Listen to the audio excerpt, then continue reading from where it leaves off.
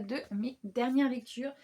Ça sera un moins gros update que d'habitude puisque là, il n'y a pas de lecture trop de la médiathèque. Enfin si, il y en a une, mais du coup voilà, j'en ai un petit peu moins que d'habitude. Mais il y a moyen que je parle beaucoup, donc on va calmer l'introduction et on va y aller tout de suite avec mes lectures.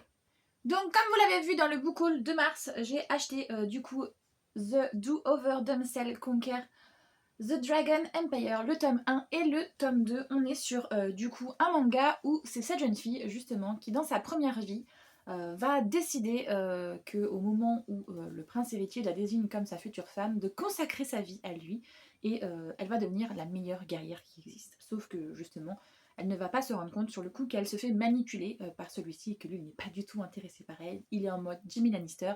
Voilà, il est un petit peu incestueux avec sa sœur, si vous voyez ce que je veux dire. Du coup, au moment où elle va se rendre compte de ça, elle a, je sais pas, 18-20 ans, elle va être désabusée, et donc lui va découvrir qu'elle le sait, et donc pour être sûr qu'elle ne le dit pas, il va la faire tuer, et elle est dégoûtée parce que toutes les guerres qu'elle a menées en son nom n'ont servi à rien. En fait, elle se rend compte qu'elle a été manipulée depuis le début, et au moment où elle va mourir, elle va dire que, eh bien évidemment, si elle pouvait revenir en arrière, elle changerait toute sa vie. Donc on est évidemment sur une trope de réincarnation telle qu'on les connaît, et elle va revenir, du coup, quand elle était petite, le jour justement où le prince est censé la déclarer comme sa future épouse. Et donc quand ce moment va arriver, eh bien, elle va refuser voilà, de se marier avec lui, et elle va désigner n'importe lequel, le premier mec qu'elle voit après pas loin d'elle, en disant non, non, non, je peux pas me marier avec vous, je suis déjà fiancée avec quelqu'un d'autre. Et du coup, elle va désigner ce type-là sans le faire exprès, et elle va se rendre compte juste après, en l'ayant désigné, que eh bien en fait c'est le futur empereur du royaume, de leur futur royaume ennemi en fait, du royaume voisin. Lui, malgré la différence d'âge que vous pouvez noter, va accepter pour des raisons qui lui sont propres. Et justement, on va commencer cette histoire en mode, elle va se rendre compte comment ça se fait qu'il accepte alors qu'il montre avoir 18-20 ans et qu'elle a, je sais plus quel âge elle a enfin, 8-10 ans quoi. Non, 10, ouais, 10 ans je crois, quelque chose comme ça.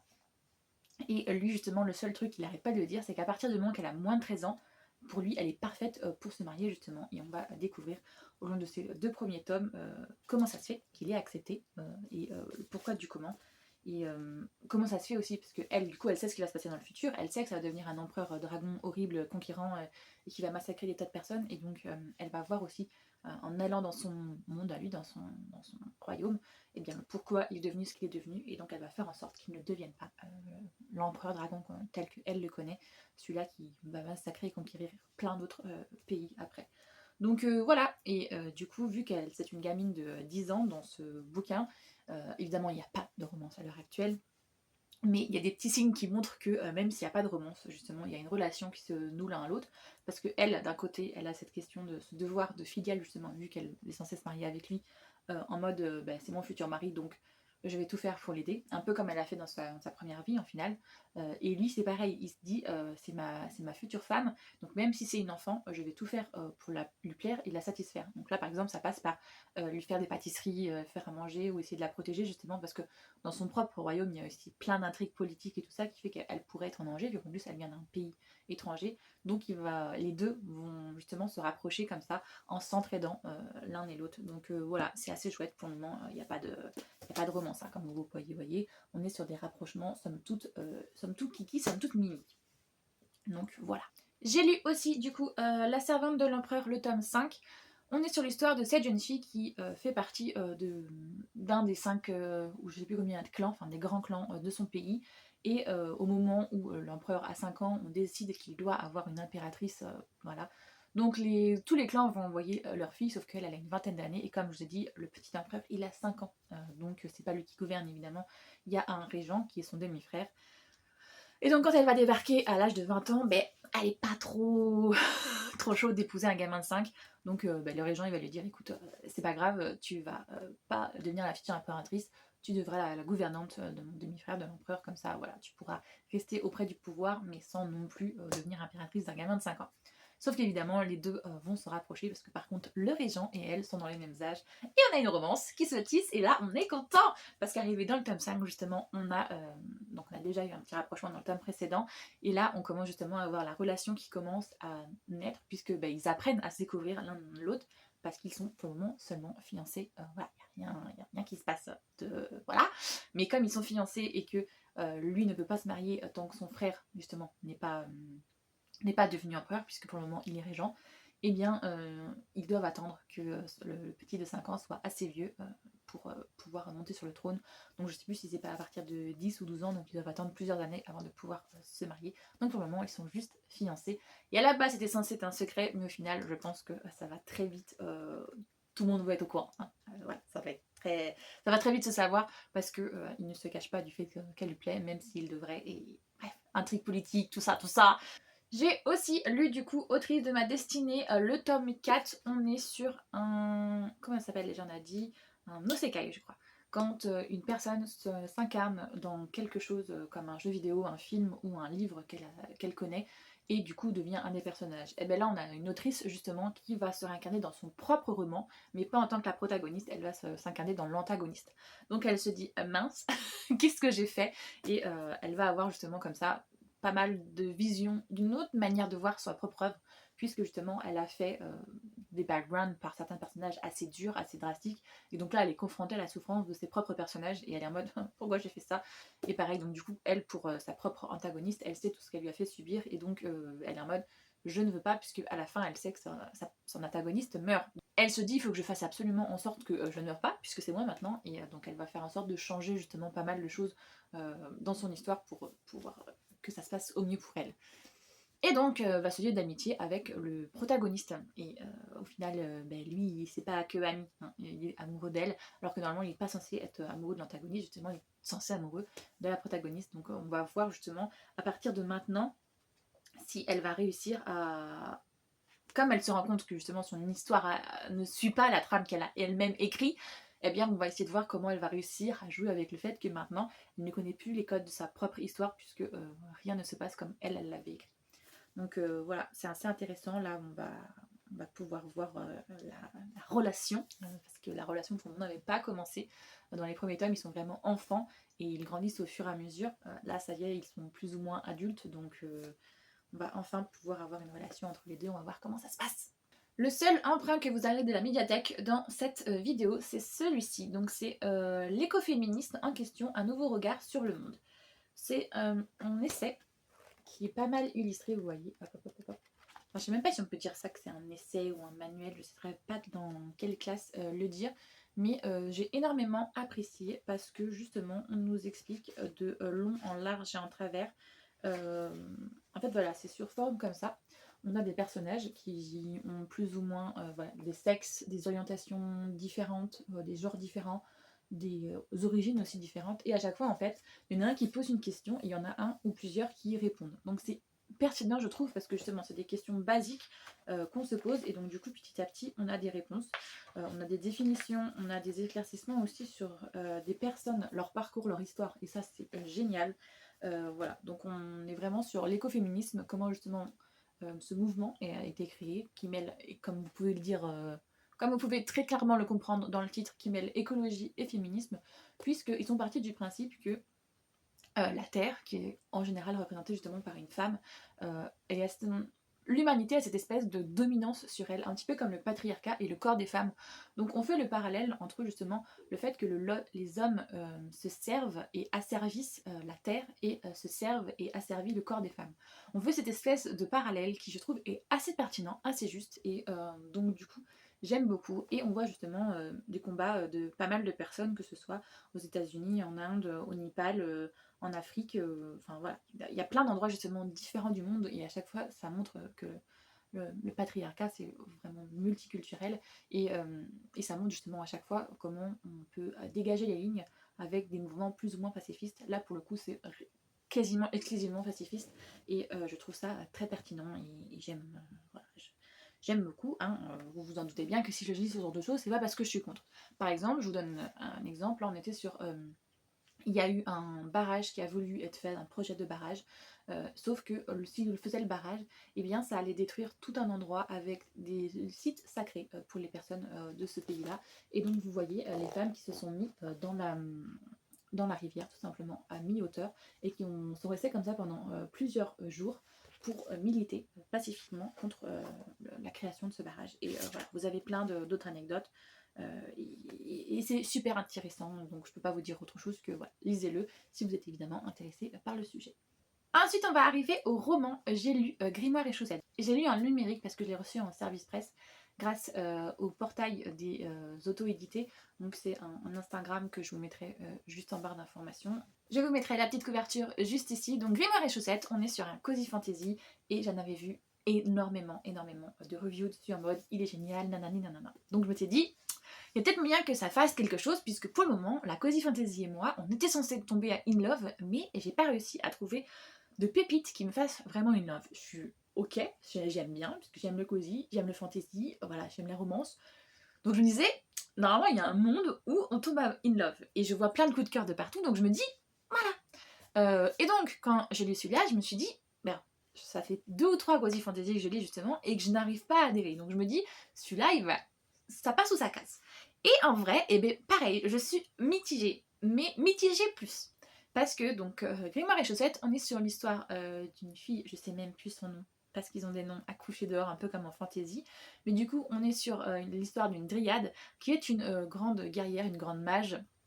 Dans son monde, il y a des donjons qui apparaissent, et donc il faut rentrer dans ces donjons pour tuer les monstres afin qu'ils ne viennent pas nous tuer. Donc elle, c'est ce qui lui est arrivé quand elle était plus jeune. Il y a le premier donjon qui est apparu, est arrivé dans son enclave de dryades à elle, et donc la plupart des dryades qui étaient là sont mortes, et elle a énormément de magie, donc elle a réussi à survivre, et depuis, ça fait des siècles qu'elle combat justement les donjons.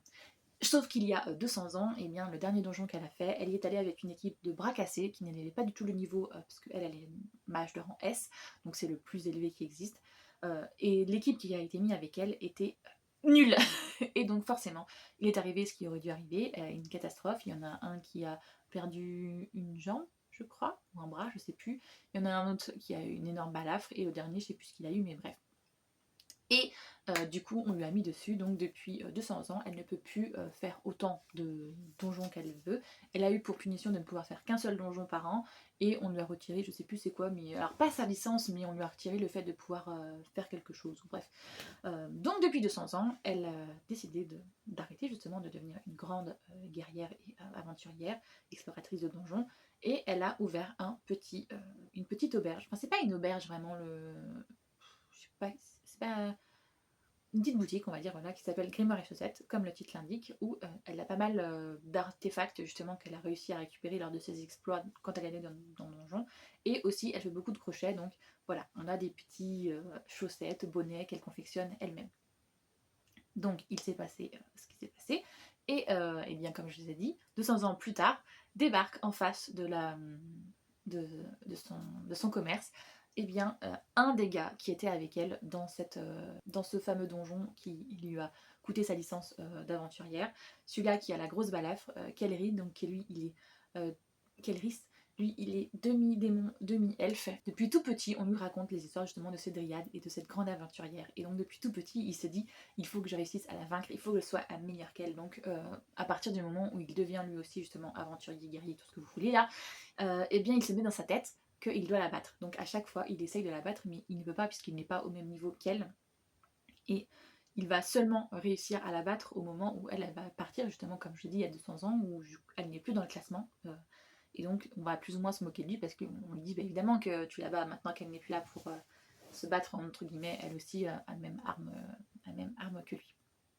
Et donc 200 ans plus tard, quand il va découvrir qu'elle a ouvert justement il y a 200 ans son grimoire et chaussettes là pour ne plus partir à l'aventure, et que ça fait 200 ans que eh bien, lui il essaye de la battre, mais malgré qu'elle soit plus sur le marché, il n'y a plus de challenge quoi. Donc il décide d'ouvrir lui aussi une entreprise juste en face de chez elle. Il va ouvrir une taverne pour lui faire à la fois concurrence et en même temps renouer un peu le contact avec elle, parce que sous couverture d'être son gros rival, on a quand même une grosse dose d'admiration, et tout au long de l'histoire, c'est autre chose qui va se porter, moi je vous le dis. Du coup, j'ai énormément aimé parce que justement on a ce petit mélange, c'est pas un enemies to lover, c'est plutôt un rival to lover, et à unique sens parce que elle en a rien à fiche de lui, puisque justement elle sait qu'elle est un mage de rang S et qu'il n'est pas à son niveau. Donc au final, au début, quand il vient chercher querelle, elle est en mode oh, il me gonfle ce gamin, parce qu'en plus, oui, il y a un écart d'âge entre les deux, il y a un age gap, et c'est elle qui est la plus vieille par rapport à lui, de plusieurs années, voire plusieurs siècles. Donc voilà, on a quand même un écart entre les deux et c'est elle la plus vieille, donc ça on peut le noter, que ça change un petit peu aussi de d'habitude. Et on a tout ce causé justement un petit peu small town, cosy, fantasy, avec elle qui a un petit familier justement, c'est un chat avec des ailes qui lui parle du coup par la pensée et voilà, il y a tout ça qui rentre en jeu parce qu'en plus de l'arrivée voilà, de Kelleris, j'ai oublié un détail, c'est qu'il y a un donjon justement qui va débarquer juste à côté de chez eux. Donc du coup ça va mettre un petit peu son, son petit lieu de vie tranquille à elle en péril. Et donc on va voir justement comment elle va réussir à s'en sortir et potentiellement refaire un donjon avec Kelleris pour pouvoir sauver justement son nouveau village et son nouvel endroit où elle vit. Donc j'aime bien parce que justement ça prend le temps en fait. On a à la fois le côté ambiance cosy, fantasy justement, où on prend le temps de découvrir le petit village avec les différentes espèces, les différentes personnes. Voilà. Donc on a ce petit moment cocooning que j'ai bien aimé, même si c'est pas du tout dans mon tempérament. Moi j'aime bien qu'on aille straight to the point. Et donc du coup c'est pour ça que mon personnage préféré c'est Kelleris, parce que eh bien lui justement c'est le personnage qui quand il arrive justement il bouscule tout. En fait il arrive et il y a enfin l'intrigue qui arrive avec lui, les petites piques, la petite confrontation, la relation, ils n'arrêtent pas de se rentrer dedans. Donc moi franchement j'adore ce personnage qui en plus c'est un personnage qu'on dit hybride, qu'on dit bâtard, parce que justement comme je l'ai dit il est demi-elfe, demi-démon. Donc il a un peu en plus ce cul entre les deux qui fait qu'il est entre deux races. Et il a ce complexe aussi de vouloir lui prouver à elle qu'il est capable, qu'il peut la surpasser, qu'il est égal à elle ou voire même mieux qu'elle. Et donc du coup, il y a ce côté en même temps, voilà, je veux te prouver voilà, que je suis digne de toi, entre guillemets. Et c'est ça qui va se nouer à force, justement, vous vous en doutez, dans une relation amoureuse. C'est que au-delà du rival sous lover, lui justement, c'est qu'il veut lui prouver à elle qu'il est son égal, qu'il est capable d'arriver à sa cheville et d'être digne d'elle justement. Et du coup j'ai bien aimé justement les petites entre les deux et voilà, moi j'ai kiffé. Je vous avouerai que j'en avais rien à fiche de ce donjon et tout ce que je voulais c'était qu'on arrive. Par contre j'ai été surprise justement parce que on a une scène de smut qui n'est pas extrêmement longue non plus, mais quand elle est arrivée j'étais en mode bah les gars on se c'est pas le smut qui me dérange, puisque vous voyez au niveau de mes lectures, je lis pas mal de smut et ça ne me dérange pas. En revanche, j'étais surprise que dedans cette histoire-là en particulier, on avait cette scène de smut. Je sais plus dans la petite boutique de sortilège. Je sais qu'il y a un moment où justement ils concluent tous les deux, mais il me semblait pas qu'elle était très développée. Alors que là, on est quand même sur quelque chose de plutôt smutty, de plutôt explicite,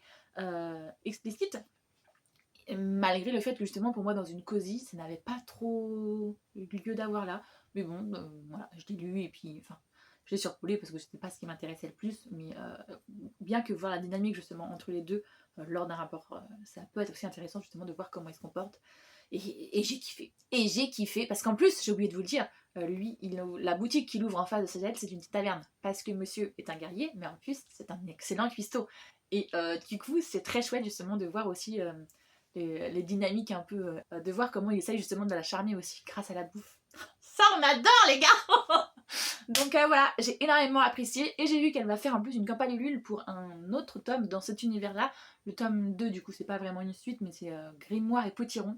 Et Potimarron Potiron, Potimarron, je sais plus, bref. Donc pareil, on va être dans le même univers, j'imagine, avec d'autres personnages.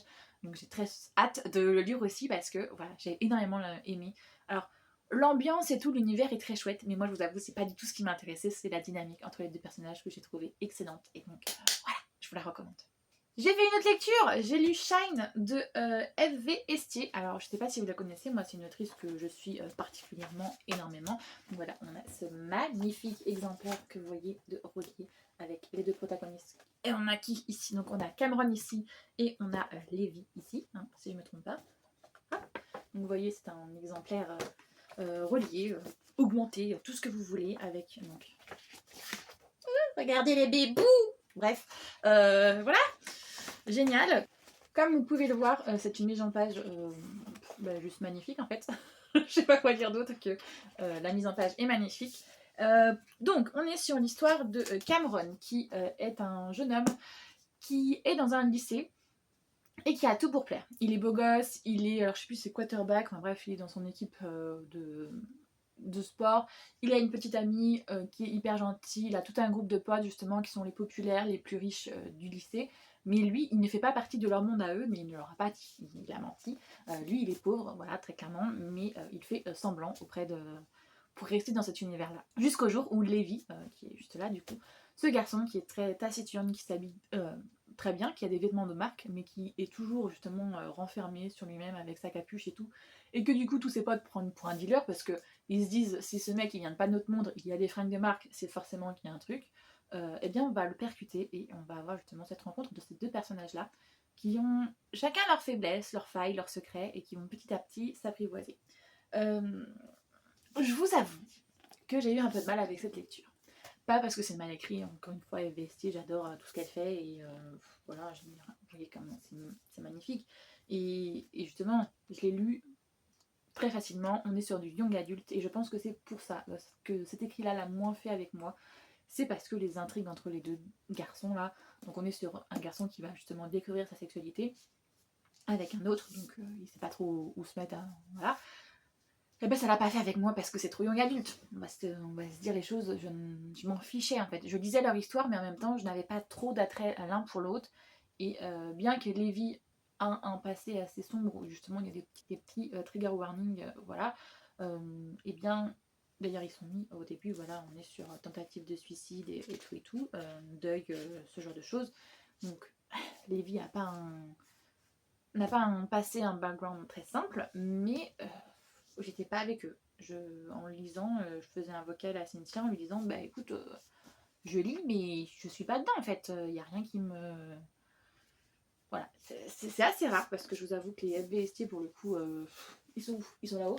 Et puis il y en a encore dans l'autre pièce, mais je j'adhère en général, même Beauty of the Beast là, qui pour le coup lui c'était pas du tout dans mon univers parce que je déteste les red flags et là comment vous dire que sur un serial killer il y en a plein. Et mais j'avais quand même réussi à appréhender la relation que j'aimais bien, voilà. Et là bah, voilà, je sais pas. Je pense en fait que ce qu'il n'a pas fait, c'est que c'est young adulte. Et je me rends compte en fait, plus ça va, plus dans mes lectures, je me rends compte que le young adulte, c'est plus fait pour moi. Il m'en reste encore un petit peu dans ma palle, donc malheureusement, il va falloir que je les lise et que je vois ce que je vais faire. Mais je pense que malheureusement, c'est fini pour moi les young adultes. Et je vous dis ça parce que j'ai aussi lu du coup Kiss the Girl. Et eh bien, lui c'est pareil. On est sur la même chose, on est sur du young adulte. Et bah, du coup, c'est une lecture en demi-teinte. On est du coup sur une réécriture de La Petite Sirène, je pense que vous en doutez au niveau du titre. Donc on est sur Ariel Delmar, qui fait partie de la famille Delmar, et plus particulièrement d'un groupe de pop hyper connu, les Seven Sirènes, je crois que c'est ça le titre. Non, Sirène Seven, voilà. Donc avec ses 6 autres sœurs, elles ont un groupe qui s'appelle les 7 Sirènes. Vous voyez un peu le délire. Son père a un gros label de musique qui s'appelle Atlantica Records. Enfin bref, vous voyez, nanana. Et donc là, ça y est, elles ont, je sais plus, 21, 25 ans, je sais plus, enfin bref, c'est l'âge décisif, leur contrat s'arrête. Normalement, elles devraient re-signer et le contrat pour le groupe s'arrête. Donc maintenant, est-ce qu'elles vont faire carrière solo ou pas? C'est ce qui était choisi avec leur père. C'est qu'à leurs 25 ans, eh bien, stop, on arrête, on se prend une année sabbatique, chacune fait ce qu'elle veut, et après on voit si on revient dans le monde de la musique ou pas. Sauf que ce père, voilà, je sais plus comment il est appelé là-dedans, mais ne va pas respecter sa parole et il va dire, bah écoute, là on a un performeur, je sais plus c'est quoi, on a un producteur, je sais plus c'est qui, mais genre nous c'est comme si c'était Pharrell Williams, vous voyez, qui débarquait et qui lui disait je vais faire un titre avec toi. C'est une opportunité qui ne se refuse pas. Et donc là, c'est ce qui va se passer. Elle va dire ok, j'accepte de faire ce titre, mais du coup, tu laisses mes 6 sœurs, elles font leur année sabbatique comme on en avait parlé. Sauf que ces 6 sœurs, le soir, vont l'emmener voir un concert de Eric Reitz, Eric, le prince Eric, qui lui aussi est musicien, mais alors lui, il est juste en bas de l'échelle. Et justement, là, ils font leur premier gros concert qui va appeler justement au lendemain à faire enfin une première tournée nationale. Et donc elle va aller à ce concert, va se passer ce qui va se passer, ils vont se rencontrer, la tatata, et elle va prendre la décision justement de pourquoi pas suivre Eric, puisque Eric malheureusement il est maudit, il n'a pas de chance, il arrive toujours plein de bourdes, et là en l'occurrence le gars qui devait vendre leur merchandising, leurs goodies lors des concerts, et bien, les a plantés juste avant la tournée nationale, donc il a besoin de quelqu'un pour vendre sur le stand.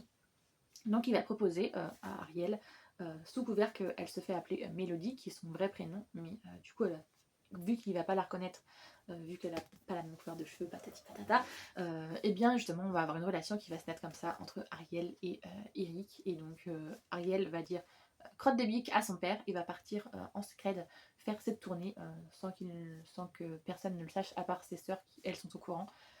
Et donc elle va faire la tournée sous le pseudo de Mélodie, enfin sous son vrai prénom, mais du coup personne ne sait quelle est sa vraie identité. C'est comme si Taylor Swift, vous voyez, quittait le- sa musique et partait faire une tournée d'une personne totalement inconnue. C'était très peu probable, mais en gros c'est ça un peu le speech. Et donc du coup on va voir justement la relation entre Ariel et Eric qui se noue. Sauf qu'il y a un postulat de départ, c'est que Eric il a fait un pari justement avec ses compagnons de groupe, qui sont des filles d'ailleurs, il n'y a que lui comme garçon. Et les filles lui ont dit tu nous fais pas une Eric justement, tu ne dragues pas cette nouvelle venue et tu fais que des conneries, et parce qu'on doit quand même rester plusieurs semaines dans un bus tous ensemble, donc on veut pas qu'il y ait de crise, de larmes, voilà, de problèmes entre le groupe, donc tu ne touches pas à cette gonzesse. Et en plus, on a la manageuse qui, quand elle embauche Mélodie, elle la reconnaît direct, elle a l'inverse, elle a très bien compris que c'était la Taylor Swift du moment, et donc elle lui dit qu'est-ce que tu fais là? Et en plus, il y a un passé, justement, elle connaît le père justement d'Ariel, de Mélodie, et donc elle va lui dire j'accepte que tu viennes faire la tournée avec nous à la condition que tu ne touches pas à Eric, parce que justement je sais très bien que votre famille, vous êtes tous des pourris et que eh bien s'il se passait quoi que ce soit avec Eric, ça pourrait le tomber dessus, et ça fait des années que je suis ce gamin et on a enfin notre tournée, ça enfin son grand moment à lui, donc ne viens pas pourrir ses chances de devenir enfin quelqu'un et de pouvoir faire de la musique. Donc voilà, on a du coup ce pari et cet accord pour cette embauche de ils ne doivent pas toucher l'un à l'autre, sauf qu'évidemment l'attraction est irrésistible entre les deux, et voilà, sous couvert de musique, d'émancipation aussi, de liens familial, d'amitié et tout, il y a plein de sujets qui sont très intéressants, qui sont traités dedans, que j'ai bien apprécié, mais encore une fois c'est du young adulte, et donc je l'ai lu, hein, je l'ai dévoré en une journée, mais ce n'était pas un coup de cœur, loin de là. C'est même une lecture que j'hésite à revendre, et c'est d'ailleurs pareil pour celui-là. Alors ça me fait chier un petit peu parce que ce sont quand même des beaux livres, mais du coup je suis pas sûre de les garder. En tout cas il y a de fortes chances que dans mon prochain unhaul ils y soient, ou alors je les garderai peut-être un an ou deux histoire d'eux, mais à mon avis ils vont pas rester très longtemps dans ma bibliothèque. Et voilà, je vous ai fait le tour de mes dernières lectures. J'espère que cette vidéo vous a plu. Si c'est le cas, n'hésitez pas à liker, ça aide énormément évidemment pour le référencement. Si vous voulez me soutenir, n'hésitez pas. Je vous mets en barre d'informations évidemment tous mes liens. Vous pourrez y retrouver mes romances et mes romantésies. Et vous pouvez lâcher aussi un petit commentaire, par exemple me parler vous de vos dernières lectures. Et puis comme dans mes deux derniers titres dont je vous ai parlé, ça parlait beaucoup de musique, tout ça, vous pouvez laisser des petits micros, des petites guitares, des petites notes de musique en commentaire si vous ne souhaitez pas faire de commentaires constants. Évidemment, si vous souhaitez voir le reste de mes vidéos, n'hésitez pas à vous abonner. Moi j'espère que tout va bien pour vous, que vous passez de bons moments, que vous faites de bonnes lectures, et je vous fais tout plein de gros bisous.